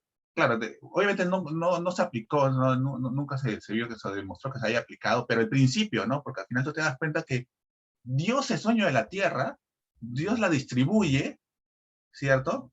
Te da el margen, y después de 50 años tú tienes que regresar al estado original. No es que al final, ojo, ¿no? Y es importante, no es que al final Dios haya restringido, ¿no? De repente la habilidad de negocios, de repente al final hay gente más hábil en los negocios, ¿no? Y eso es verdad, que algunos acumulan más o menos, ¿no? De repente, entonces, partes desde cero y en el año 45 de repente tienes familias ya que están enriquecidos y pasa mucho, pero en el año 50 tienes que regresar al estado original. Entonces, y eso te da la idea de que, Abelito, oye, un minuto, Abelito. sí, ya estoy por terminar. Estoy por terminar. Pero eso te da la idea de, vamos, o sea, pensemos en la cuestión de la equidad, ¿no? Pensemos en la restribución, pensemos hasta en el cuidado de la tierra, porque el jubileo lo incluye, ¿no? La cuestión es cómo hacerlo, ¿no? Entonces, bueno, ahí y creo que Fernando ha planteado una opción, creo que es bueno ahí, a partir de ahí analizar y ver, ver qué podemos hacer como cristianos para aportar en esto. Listo, gracias. Ahí tengo creo que mi tiempo exacto. Abelito, muchas gracias, muchas gracias. De veras, bueno, con la participación luego de algunas preguntitas de nuestro hermano Milton, vamos a ir al lado más del gobierno. Abelito nos ha metido un poco más a la iglesia. Y en ese sentido, querido hermano Humberto, creo que la iglesia necesita comprender su presencia más allá, ¿no es cierto?, del templo. Creo que hemos reducido demasiado su preocupación teológica en la vida personal, no tanto social, ¿no? O en esa vida comunitaria interna, pero no tanto una participación social. Y Abel creo que nos ha ido un poco invitando esa iglesia que es solidaria, no solamente entre la iglesia, sino una iglesia solidaria que enseña solidaridad en el país. ¿Cómo ir madurando como iglesia, hermano Humberto, y más lo que Abel nos ha mencionado en esta mañana, podríamos un poco animar a la iglesia más presente en la vida nacional? Su micrófono, hermano Humberto, por favor.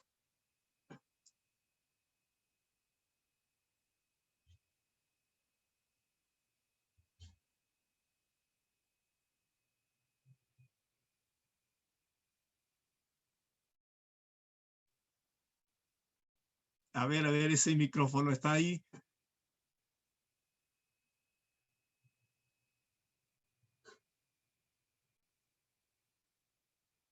Se movió para arriba. Ya, Perfecto, gracias. perfecto, hermano Humberto. Yo creo que en términos pues del valor solidaridad, no hay otra forma sino vía la docencia, la enseñanza, ¿no? A veces cuando ya pensamos en detalles, por ejemplo, en esta línea, ¿cómo la feligresía puede tener conciencia social si a través, digamos, esa parte principal que es la predicación, que son 52 domingos, ¿no? De esos 52, a lo mejor no predico ni una vez sobre escritos proféticos o a lo mejor predico 2 veces, ¿no? Entonces, yo digo, casi no hay formación en cuanto a toda esa área de compasión, de responsabilidad social y más el tema de la justicia, y en este caso, desde la eclesiología, desde la teología pura misma, que es esa Trinidad, ¿no?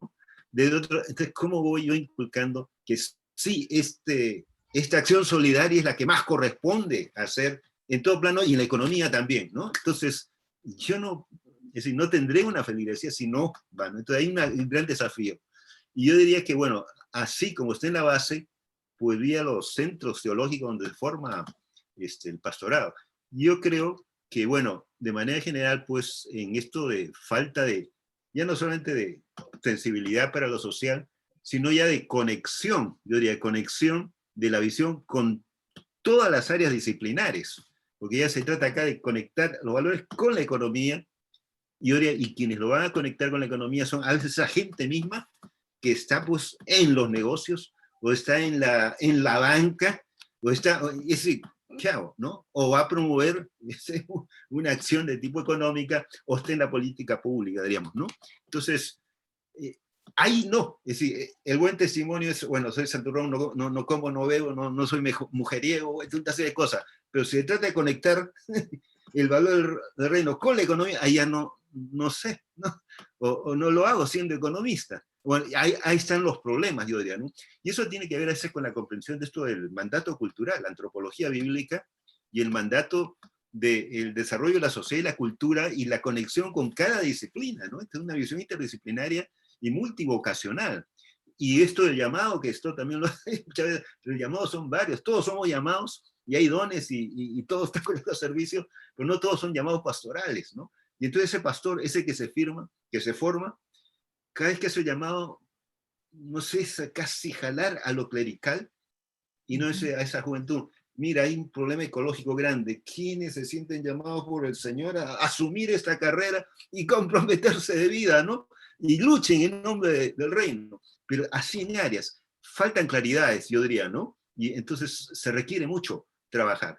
Yo dentro de mi organización, una y otra vez digo que esta visión del mandato cultural es muy del ámbito reformado presbiteriano, ¿no? Que no lo tienen. Los hueleyanos tienen a veces esa responsabilidad social, pero de otra forma, ¿no?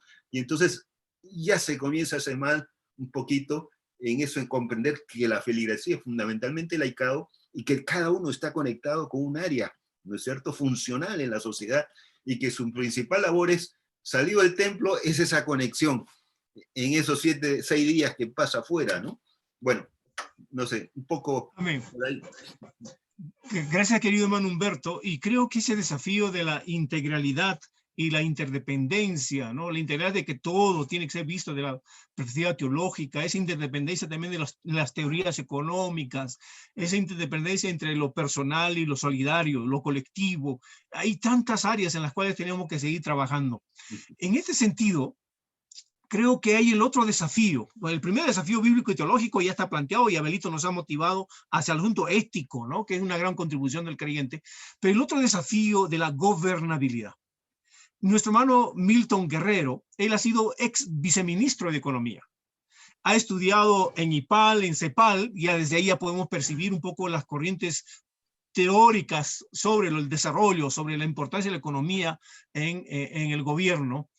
Vamos ahora a pedirle a él, a nuestro querido hermano Milton, que nos dé ahora un panorama, ¿no? Más de gobierno, más del asunto de país, sobre el rol de la economía solidaria. Ahora ya nos ha precisado un poquito mejor nuestro hermano Humberto. Se trata pues de la economía social solidaria, ¿no? Sí, y desde ahí vamos a ir trabajando entonces el comentario de nuestro hermano Milton. Hermano Milton, bienvenido. Muchas gracias por estar con nosotros en esta mañana.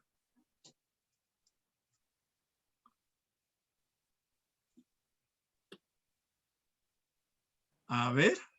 Estoy poniendo el micro. Muchas gracias. Perfecto. Buenos días. Okay. Gracias, Alejandro. Gracias, Fernando, y gracias, Abel, por las exposiciones muy realmente enriquecedoras. Y me han hecho recordar, bueno, primero, disculpen los que me han visto saboreando aquí un café o una fruta. Lo que pasa es que aunque la magia de la red nos pone a todos en contacto en cualquier lugar del mundo que estuviéramos, todavía no ha podido solucionar la diferencia de horas, de manera que mientras para ustedes era las 10 de la mañana, para mí era las 8 de la mañana y estaba carente de desayuno. Entonces, como que la solidaridad de la conferencia no funcionaba muy bien con respecto a mi biología. Sin embargo, cuestiones de tiempo es cuestión de levantarse temprano. Y eso hice, aunque no me alcanzó.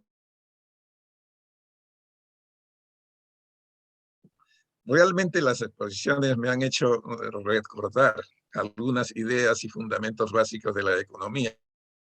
Y voy a tener referencias espaciales y temporales actuales, ¿no?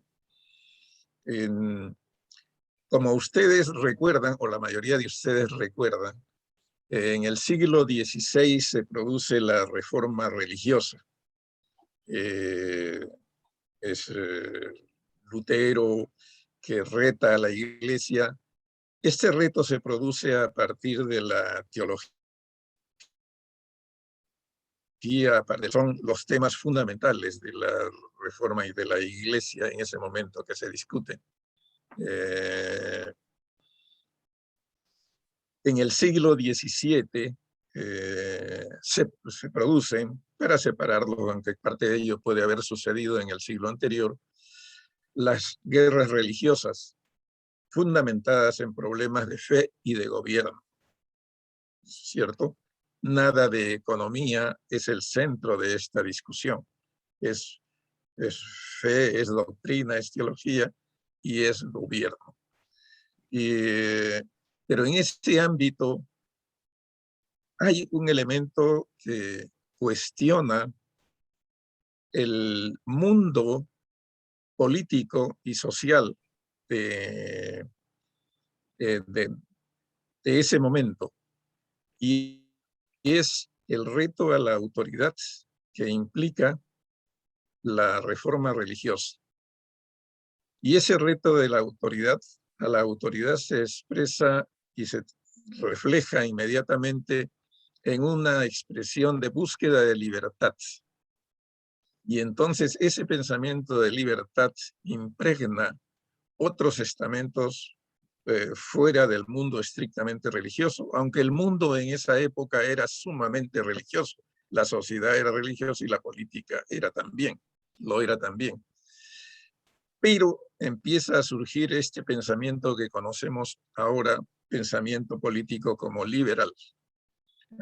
Sale Hobbes con el Leviatán, sale Locke, sale Montesquieu en la parte política, con sus planteamientos respecto del gobierno y con respecto de la libertad.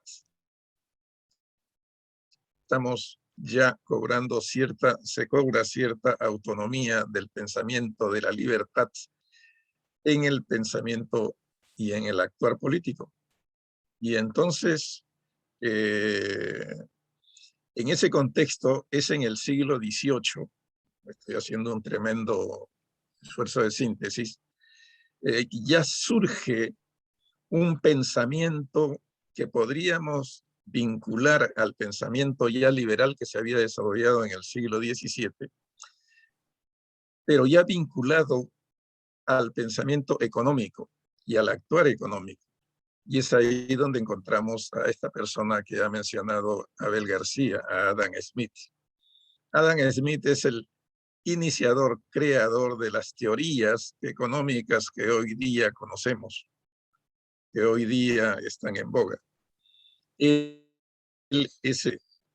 institucionaliza, le da forma, expresa una construcción en su versión académica de lo que es y lo que va a definir el pensamiento económico en el futuro. Pero ojo, recuerden ustedes que Adam Smith es profesor de la Facultad de Ética y Ciencias Morales.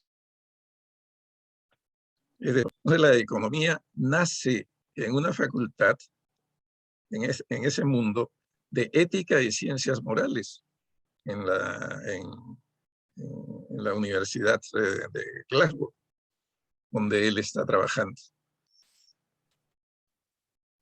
Su obra, La riqueza de las naciones, inmediatamente se difunde a través de todo Gran Bretaña, a través de Francia, Alemania o Italia. Y en el tiempo va a dar paso a construcciones de teorías más refinadas, más armadas, como las que hoy día conocemos. Y Abel García nos hace recordar el pensamiento de Keynes, del cual él es bastante entusiasta. Digamos, un objetivo, un fan. Efectivamente, pero no olvidemos que hay un fundamento ético y moral en la economía, nace por su nacimiento. Yo no creo, y creo que los economistas serios tampoco, que sea cierto aquello que el exministro de Economía Boloña Ver, dijera en una expresión y en un discurso, que la economía no tiene. Quiso decir él es el mercado no tiene ética y el mercado desde su punto de vista, pero que la economía, toda economía y todo pensamiento se funda en valores éticos, mal o bien, pero sí hay un fundamento ético en la economía.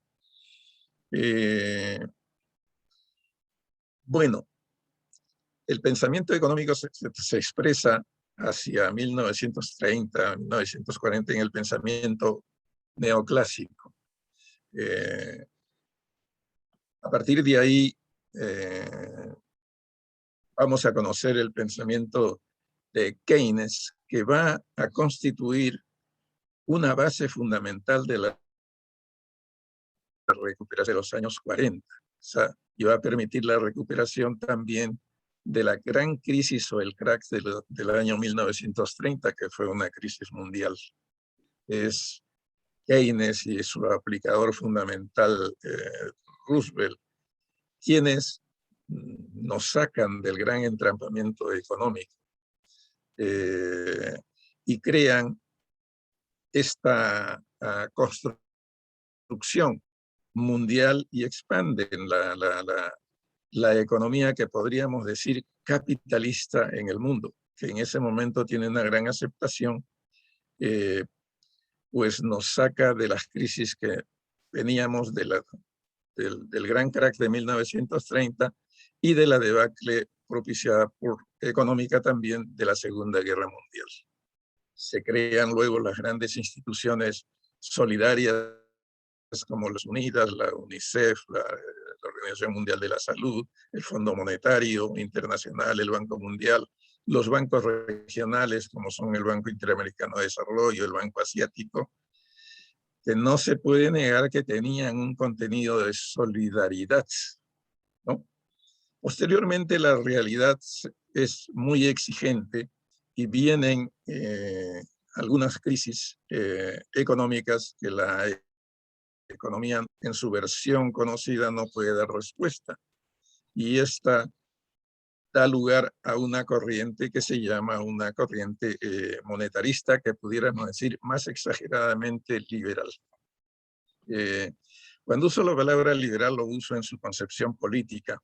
Los economistas no conocemos ni usamos la palabra liberal. Es un concepto y una categoría política. Lo que sabemos y lo que tenemos claro,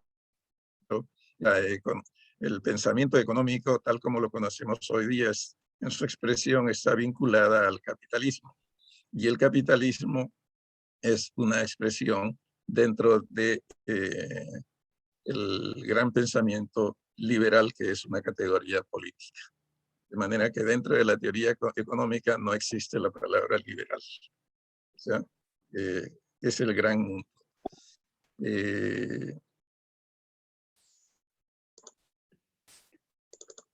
En este intertanto, dentro de todos propiciados por estos problemas, han surgido el tema de la Guerra Fría, o sea, el gran enfrentamiento ideológico ideológico y también material, entre un conjunto de países occidentales liderados por los Estados Unidos y la corriente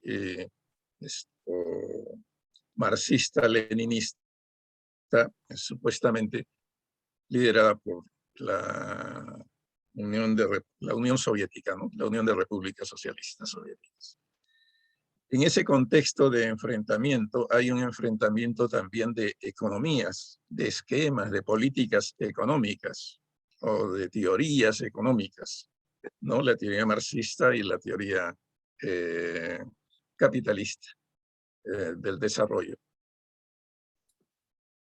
En ese contexto, en esa lid, en ese desencuentro, va a surgir en Alemania este pensamiento propiciado por la democracia cristiana o por el pensamiento social cristiano de la economía solidaria, como la denomina Fernando.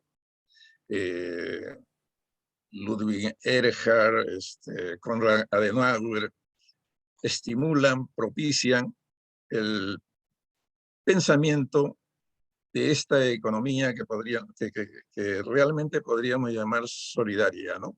Que trata de compatibilizar la existencia de la economía de mercado con la solidaridad, con el contenido social que debe tener toda expresión de política en la realidad social.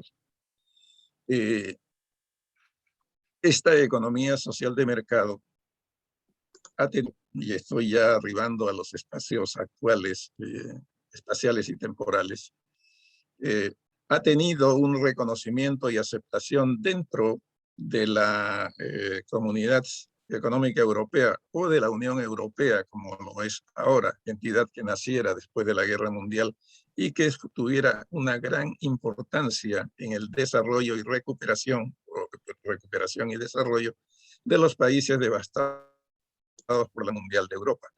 De hecho, es innegable el aporte de la Unión Europea y de la solidaridad de los países dentro de este concepto de la economía social de mercado para lograr el crecimiento y el desarrollo como recuperación de lo que había quedado de la Segunda Guerra Mundial. Un minuto, hermano Milton. Ya. Y entonces, esto se empieza a trasladar como teoría y esquemas del desarrollo a nuestros países. Y en ese ámbito se puede vincular a la CEPAL, a la Comisión Económica de la América Latina, y algunos otros pensamientos. Por supuesto que el pensamiento marxista sigue existiendo dentro de la teoría de la dependencia. Y en nuestra Constitución, en el país, por ejemplo, existe el reconocimiento de que, aunque está la afirmación, esto es negado inmediatamente por otros artículos que niegan tal afirmación. Es una inconsistencia, pero está ahí escrito dentro de la Constitución. Para ser prácticos y en términos, y por la necesidad de concluir mi intervención, creo que aquellas propuestas que está realizando, la instrucción tan buena que ha hecho Fernando Bullón y la expresión de Abel García, se pueden sintetizar dentro de lo que uno podría reconocer como la economía social de mercado, que no se ha practicado aún en el Perú, pero que tiene un relativo éxito de incorporación de ideas y prácticas solidarias en Europa. Termino con una anécdota. Una vez vino acá al Perú Michael Candesus, director del Fondo Monetario Internacional. Como ustedes saben, y Abel lo reconoce también, los economistas tenemos tendencia a medirlo todo, a cuantificarlo todo.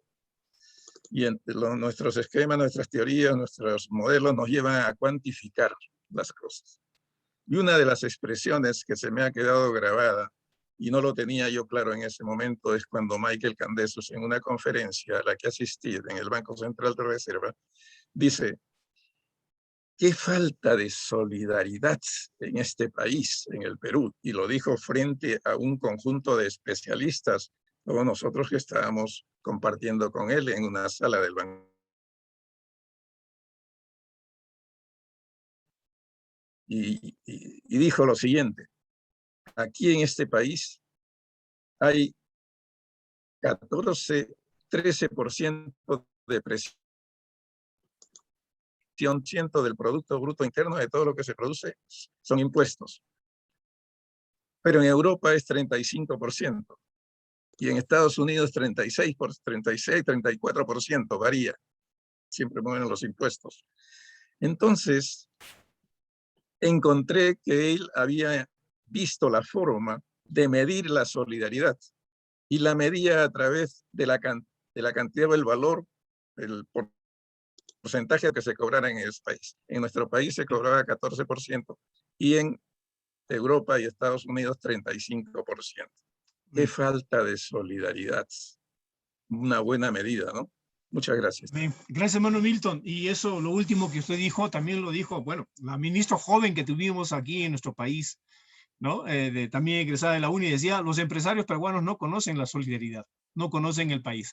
Vamos a ir a una pregunta quizás aquí. Yo sé que ha habido, como dice nuestro hermano Humberto en su exposición, más la intervención de nuestro hermano Milton, que ha complementado con otros autores más sobre esas teorías de que tiene que ver con una economía solidaria. ¿Cómo lo ve, hermano Humberto, a nivel internacional? ¿Qué países van un poco girando su economía hacia el bienestar de la gente, ¿no? Quizás con esa utopía de un libro escrito, El fin de la pobreza, que finalmente eso creo que uno quiere percibir la economía para eliminar eso. Y quizás a nuestros expositores de aquí de Perú, ver si se hace necesario o no un cambio ¿no? De la economía, referido aquí a economía social solidaria, y cómo lo ven ustedes que en nuestro país, el Perú, pueda ser posible esto. Ya nuestro hermano Milton ha criticado la economía que hemos tenido, dice, pero en realidad no se hace, y queremos entonces un poco invitarnos a pensar ahora desde unas políticas más gubernamentales de cómo la economía social solidaria viene siendo una teoría viable para eliminar la pobreza en nuestros países. Hermano Humberto, por favor, si nos puede dar un poquito más sobre esta doctrina, o mejor dicho, esta teoría en los países que se vienen desarrollando, y luego pedir a Abel y a nuestro hermano Milton sobre nuestro país desde esta perspectiva. Hermano Bueno, Humberto. yo les presentaba ese esquema y ese esquema de polarizaciones. Les tengo mi abierto, ¿no? Sí, sí lo tengo. Sí, hermano, está bien, hermano Humberto. Y bueno, esas grandes corrientes, y bueno, todavía están en tensión ese esquema de política o economía política liberal, como decía Hamilton, ¿no?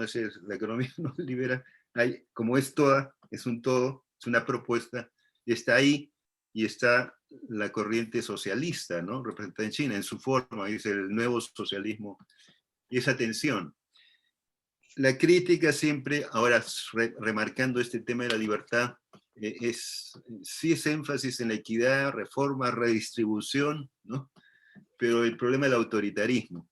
Por eso a veces digo, todas estas corrientes que son planteamientos más hacia la equidad, deben ser un poco de madurez, que falta de solidaridad. Yo digo, no es, no sé en qué medida hay maduración, ¿no es cierto?, de las poblaciones para llegar a un momento donde dice, yo me autoimpongo, es decir, este modelo es mejor, es más redistributivo, yo tengo dones, capacidades, pero bueno, ¿cómo se? Yo digo, no sé, por esa vía iríamos. Entonces, esos planteamientos. Yo diría donde están más extendidos es donde en las regiones donde la socialdemocracia se puede haber establecido más se ha asentado más, ¿no? Y es esa Europa que mencionó Milton, donde se asentó más, tiene sus crisis, pero ahí vemos, digamos, ¿no? Un proceso, y en estas nuevas innovaciones hay países que van desarrollando más. Por ejemplo, si ustedes se meten a estas redes sobre economía solidaria, España tiene en Barcelona muchas, muy grandes cantidades, o ciertas partes de Italia, pero en general, Europa, ¿no? En ese contexto más de una socialdemocracia más asentada, ha desarrollado, se ha expandido más. Entonces, hacia otros lugares es todo un proceso de promoción. RIPES, por ejemplo, es una red, ¿no es cierto?, que tuvo esa base muy sólida ahí, pero que ha comenzado a emerger bastante en estos últimos 20 años debido a los contactos, y mucho ha promovido sobre todo Brasil, ¿no? Brasil por este foro, y entonces hay varios estados donde están impulsando, promoviendo. A nivel de legislación, va caminando más en algunos países, por ejemplo, ahí donde pudo haber esta tensión y reformatear la Constitución y con todos los idas y bajas, ¿no? Como por ejemplo, Bolivia, Ecuador, pusieron una legislación mucho más amplia, más plural, ¿no? Y poder estar viendo cómo desde lo público transferir fondos, ¿no? Para promover esa. Algunos asuntos fallidos, pues avanzó, pero el caso de Venezuela, Colombia tiene legislación avanzada. Menciono, pero todavía como corriente fuerte, diríamos, ¿no? En un medio tan inequitativo.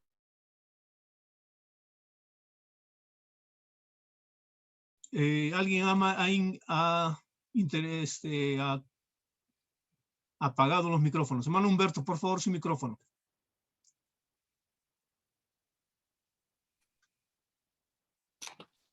Como América Latina, entonces es todo un esfuerzo, ¿no? De país a país. Yo diría que en gran medida la está sosteniendo, digamos, el liderazgo desde esta comunidad europea, desde esta bien asentada, ¿no?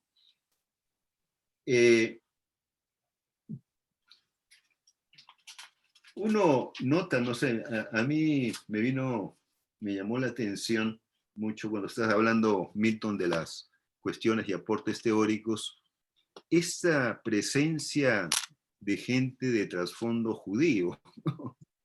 Entonces yo mencioné a Polanski y mencioné a Maus, ¿no? Y Maus era sobrino de Durkheim. y todos eran, bueno, estaban en otro país, pero su trasfondo era judío, ¿no? Y entonces, y Marx mismo, ¿no? Nosotros sabemos, ¿no? Entonces, esta línea, digamos, la problemática de la justicia y de la, combinado con Bernstein mismo, que después sube en una línea más libre de socialismo, ¿no? Todos ellos de trasfondo judío, ¿no? Pero yo me imagino que el planteamiento de este Marx, después de tener en sus familiares a rabinos judíos,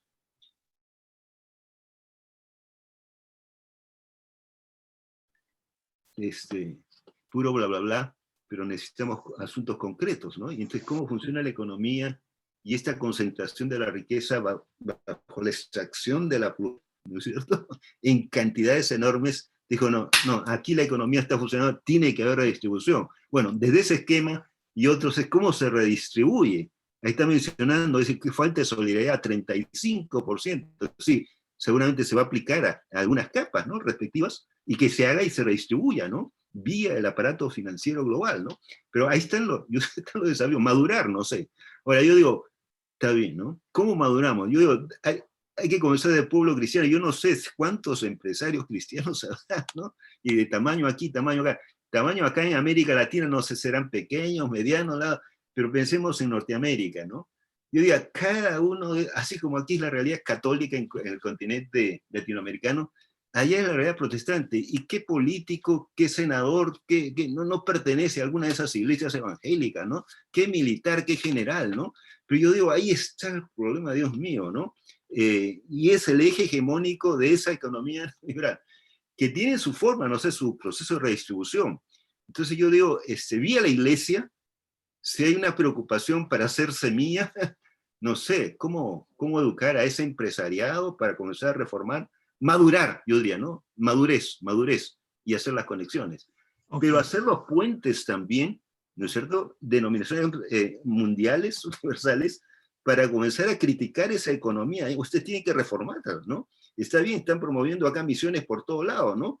Pero cuando entonces le entramos desde el laicado a la comprensión de qué es la economía bíblica, ahí, bueno, no funciona esa parte y lo otro son las guerras, ¿no? Pero bueno, yo creo que ahí hay una lucha muy grande, ¿no? Por avanzar. Me preguntaste dónde está más avanzado. Yo digo, sí, Europa tiene esa gran tradición. Vemos que en Estados Unidos qué difícil le ha costado. Ese Bernie Sanders, por ejemplo, ¿no? Ese senador. Es un comunista para ellos, qué bárbaro. Y nosotros, pues, eso sería simplemente alguien que está bien asentado en una socialdemocracia más madura, ¿no? Y su trasfondo judío. Pero bueno, tenemos esas luchas, ¿no? Aquí en América Latina hay mucha inequidad, mucha inmadurez, mucha insolidaridad, y se necesita diversos grados, digamos, ¿no? De reforma. Hay avances por los proyectos estos más socialistas de reforma de constitución. Perdón, hasta ahí, disculpa. Gracias, hermano Humberto, muchísimas gracias. Hermano Milton, usted estaba un poquito levantando la mano, vamos a darle prioridad a usted y luego a Abelito. Pero por favor, vayamos, ahora miremos el país, esa coyuntura en la cual estamos viviendo, y pareciera que la economía social solidaria es el camino que quisiéramos hacerlo más realidad sobre esa economía social de mercado. Hermano Milton. Su micrófono, por favor. Ya, ok. ¿Se me escucha? Sí, ahora sí. Ya, solamente quería hacer una anotación. Cuando hay solidaridad en nuestro país y probablemente también en muchos de los países de América Latina, cuyas cifras, a excepción de la de Chile, no recuerdo bien, Chile sí tiene 25% de solidaridad, digamos, 25% de presión tributaria. Usted piensa inmediatamente, sí, los empresarios no pagan, pero en realidad la solidaridad es que todos absolutamente paguemos impuestos. Eso es lo que sucede en los países donde la presión tributaria llega a 30 a 35%. Todos, no solamente los empresarios, todos los países, porque la expresión de solidaridad es de todos, de toda la población, no solamente de los empresarios. Gracias. Ok, gracias, hermano Milton. Quizás en la iglesia habría que subir el impuesto del diezmo, ¿no? Un poquito más, quizás 20%, pues es más solidario. No sé. Abelito, dinos, ¿cómo ves el país? Porque me parece que en el país tenemos todavía lo que dice Manuel Humberto, esa derecha que todavía no ha madurado en cuanto a la solidaridad. ¿Qué nos dices? ¿Cómo ves la situación? Uf, el país es un lío. A ver, primero quiero hacer una observación a lo de Milton respecto a la medición de la solidaridad y al 14%, ¿no? Solo como una nota al pie de página, ¿no? Es que tú tienes el 14% de presión tributaria, se llama, ¿no? Al indicador. Y que en otros países es 30, 35, lo cual es cierto. Pero si tú mides quién paga ese 14, en realidad ese 14 solo lo paga la empresa formal y los trabajadores formales. Entonces, un trabajador formal paga más de 30, o puede pagar 30. Y una empresa formal sí paga el 30. Pero todo el cuerpo informal no paga impuestos. Entonces, ahí también, eso también es como que para reflexionar, ¿no? Yo no diría que el sector informal no sea solidario, porque el sector informal es el sector popular que tiene sus propias redes de solidaridad, como bien ha mencionado aquí. Acá está justo la lámina, justo todos esos movimientos son expresiones, muchos de ellos de solidaridad. Entonces, que no se mediría en esa métrica, ¿no? Entonces, pero bueno, eso solamente como para poner una nota al pie de página respecto al 14%. Sí es verdad que la clave ahí es formalizar la economía, con eso esa tasa va a subir. Eso es un problema enorme que tiene el país, pero bueno, de repente se puede discutir vale la pena discutirlo en otro momento.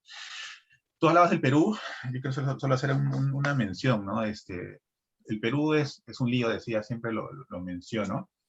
Y es verdad que sí, se nos llama a la transformación, también a la transformación del sistema. Como les decía al comienzo, uno debe escoger su sistema y sobre eso ver los principios bíblicos. Pero en el Perú, por ejemplo, imaginando que tú estés de acuerdo con el sistema de economía de mercado, ¿no? Imaginando, tú estás de acuerdo con el sistema, como bien decía Milton, ni siquiera la palabra social se aplica, ¿no? Porque en teoría somos economía social de mercado, pero lo social está ahí de adorno, no se aplica. E inclusive en Perú, lo que sucede es que, y yo siempre lo menciono en mis foros, y a veces se me ríen no sé, en el trabajo, dependiendo que acá en realidad en el Perú no hay capitalismo. En el Perú lo que hay es capitalismo de amigotes, ¿no? De amigotes, ¿no? Y eso se da en todas las instancias. Entonces tú tienes un capitalismo, grandes empresas que entre ellas ganan contratos, entre ellas se coluden. Entonces, lo que digamos en términos un poco más económicos le llaman mercantilismo, ¿no? O sea, acá es una economía fuertemente mercantilista, donde al final los grandes empresarios se coluden entre ellos para sacar beneficios.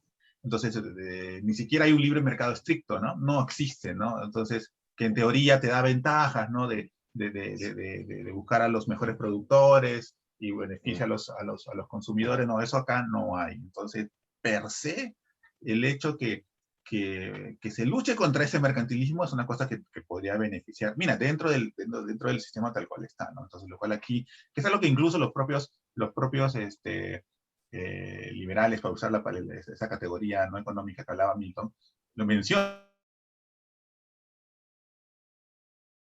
para mí, porque en realidad en Perú no existe el liberalismo, ¿no? Eso no hay, ¿no? Lo que hay es mercantilismo, ¿no? Y eso debemos cambiar para traer los beneficios ¿no? Entonces, es cierto. Sí, Fernando. Manuel Fernando. Yo creo que, bueno, en países así como los nuestros, ¿no? Y bueno, yo estoy un poco distante de Perú específicamente, pero en general en América Latina, ¿no? Es difícil este equilibrio entre crecimiento, inclusión y desarrollo, ¿no? Especialmente desarrollo social con la ingente cantidad de necesidades, ¿no? Entonces, esto es salud y educación es clave, vital, ¿no? Más en esta pandemia, pero es gasto, ¿no? Es inversión a largo plazo, ¿no? No inmediato. A veces nos preocupa la reactivación de la economía, ¿no? Entonces como que aquellos excedentes o aquello que podemos captar vía tasación o estas reformas que se están buscando, decir, bueno, que está explotando la mina está pagando muy poco, entonces tengamos, ¿no? ¿Cómo redirigir buena parte de esos a estimular la economía, pero redistribuyendo, ¿no? Es decir, generando, ¿no? Esas iniciativas económicas en la base, ¿no? Y entonces vaya creciendo ese mundo empresarial, ¿no? qué difícil es tener los equilibrios, ¿no? Cuando hay esos gobiernos revolucionarios, se nos va la mano en lo social y ya, es decir, como que estamos, Somos autoritarios. el agua se nos sube ¿no? Y no podemos nunca salir a sentarnos, ¿no? Pero yo diría, no sé, es algo más específico en reformas de legislación, de tal manera que este asunto de captación de recursos propio vía la tasación pueda hacerse de manera adecuada. Bueno, yo estoy aquí en Costa Rica, que a veces tiene sus propias luchas, pero es un poco más equitativo, y sin embargo hay toda esta discusión de cómo tener un rango de tasaciones donde, bueno, quien tiene más, pues paga más, ¿no? Sí, este es el horizonte global, pero obviamente el que está, pues, a ras de suelo tendrá que pagar todos esos impuestos vía lo general, la alimentación, ¿no? Pero aquello directo tiene que ser proporcional, obviamente, ¿no? De acuerdo a los ingresos. Hermano Y Humberto. están esas y están las reformas otras de aquello que se está yendo en cantidad, ¿no? Excesiva y que puede reutilizarse para esa, ¿no? Promoción de esa economía más. Concluyendo nuestra conferencia en esta mañana, y vamos a pedirle a Belito, por favor, que ya vayamos terminando, sé que cortamos un poco, tendremos unos 3 minutos cada uno de nosotros para un poco cerrar, y quizás con el panorama de qué podemos hacer, qué consejos daríamos, etcétera. Quizás como aquí la mayoría que participa tiene una visión un poco más cristiana de la economía, etcétera, ¿qué consejos nos darían ustedes y el país? ¿Qué pensamos de nuestro país? Empieza nuestro hermano Abel, 3 minutos, luego nuestro hermano Milton, 3 minutos, y cerramos con nuestro hermano Humberto, unos 3 minutos. No olvidemos que todavía hay una parte B de esta conferencia. El próximo mes seguiremos trabajando este tremendo tema. Hermano Abel. Gracias, Alejandro. Este es un tema enorme. Y yo tomo lo que por ahí mencionaba Fernando, porque es algo lo que yo también creo respecto a cuál debe ser la misión del cristiano, ¿no? ¿no? Donde al final los cristianos debemos encontrar nuestro espacio de misión, ¿no? Y ahí siempre, no recuerdo cuando hablaba, ¿no? Sí, yo puedo al final con Dios, el medio ambiente, lo social o lo interno, ¿no? Ese cuadrante también ya muy, muy conocido, pero que yo creo que sí enfoca, ¿no? Donde al final, como cristianos, debemos encontrar ese espacio donde hagamos misión. La misión integral se vincula muchísimo con eso. Y en lo social es también muy importante que encontremos esos espacios y como iglesia construyamos esos espacios. Ahora, yo creo que depende mucho de los medios, ¿no? Todo lo mencionó por ahí Fernando, ¿no? Europa es como un ejemplo, ¿no? De la redistribución, ¿no? O la economía del bienestar, pero la economía del bienestar es bien cara, ¿no? Cuesta bastante. Entonces, si estás en un país como los nuestros, donde no hay tanto dinero, la cosa es más difícil, ¿no? No se puede hacer eso. Pero bueno, como iglesia yo creo que hay que encontrar los espacios de misión y fomentarlos. Y si al final estamos en el pastorado, no tenerle miedo si gente de nuestra, digamos, miembros de la iglesia quieren participar en estos espacios sociales, digamos, de misión, porque a veces hay ese temor, ¿no? Tú quieres al final que tus jóvenes o tus matrimonios estén ahí en la iglesia participando en actividades, pero a veces hay el llamado a otras cosas, ¿no? Y sí he percibido yo tensión a lo largo de mis años sobre eso, ¿no? Donde hay, sobre todo los jóvenes, ¿no? Que quieren allí involucrarse más en esos y fomentarlo, porque eso también contribuye, porque la iglesia sí puede contribuir, ¿no? La visión ética que hablábamos, yo creo que es un punto que al final podemos dar un mensaje claramente, ¿no? Oye, ¿cómo ser un empresario ético? ¿Cómo ser un trabajador ético, ¿no? Por ejemplo, que es un tema básico, ¿no? Y así entre otras cosas. Gracias. No quiero pasar mucho el tiempo, creo que ya es suficiente. Muchas gracias. Hermano Milton. Solamente quisiera retomar un tema que nos pasó. La Iglesia cristiana ha tenido un conjunto de importantes propuestas en términos de economía solidaria y no son nuevas. Nuevas en términos relativos son probablemente las del pensamiento evangélico o protestante protestante. Los católicos en 1891, con el Papa León XIII, se pronunciaron en la encíclica Rerum Novarum, Ujú. sobre la situación de los obreros. En 1981, en plena Guerra Fría, salió la encíclica Laborem Excelsus sobre el trabajo humano y su escasez de solidaridad en ese mundo. Y después, ya en este siglo, en el 2020, Fratelli Tutti sobre la fraternidad y amistad. Nosotros nos hemos pronunciado en el Pacto de Lausana. Recuerdo haber estado en una reunión de fe cristiana y economía, y hay otros niveles. Está pendiente, de repente el hermano Agullón se anima, Fernando Agullón, a hacer un análisis conjunto de las encíclicas papales sobre la solidaridad en la economía mundial y los pronunciamientos, Los pactos. devastantes que también son conocidos y han sido mencionados por todos nosotros. Gracias. Okay. Gracias, hermano Milton. Gracias. Hermano Humberto, hermano Fernando. Tal vez el énfasis que haría es esa invitación a la coherencia, ¿no? Amén. Necesidad de descubrir, bueno, el contenido, pues, ¿no? De la escritura, por dónde nos guía más como actitud y proyección global, ¿no? Y si este valor o equidad, solidaridad sale fuerte allí, ¿no? Entonces yo no sé cómo ser coherentes. Primero, bueno, el nivel, creo el desafío es teórico, aclararnos, producir como estos esfuerzos, ¿no? Y tener claridad, y bueno. Y lo segundo ya sería todo el ámbito transformador, estratégico, de envolvimiento, y está la parte más interna, eclesial, y está la proyección hacia afuera, el trabajo de coaliciones, entonces para ir avanzando, ¿no? A veces ya nos falta claridad en eso estratégico, que sí, ese plan, ese es el objetivo. Ahora, ¿cómo caminamos? ¿Cómo transformamos orgánicamente, ¿no? Eso. Y tenemos desafíos hacia el interior de la iglesia para coordinar y actuar.